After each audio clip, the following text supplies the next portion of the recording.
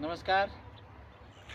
आज एग्रीकल्चर का एक ज़बरदस्त रिजल्ट मिला है भुईटा का। तो हम रूबरू पूछेंगे आपका भाई। मेरा भाई मेरा भाई, ये गांव में आपने क्या डाला?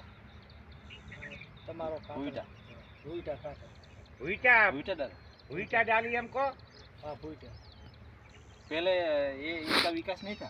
ના પહેલા નહીં अभी भुईटा डालने के बाद आप ये गेहूं का विकास हुआ है પાછળ तो ज़बरदस्त है।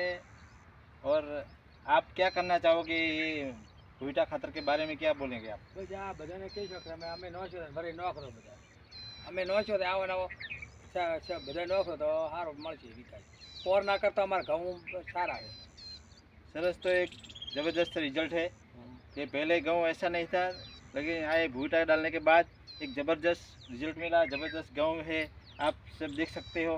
ये थराद तालुका के वजयगढ़ गांव में हम आए हैं।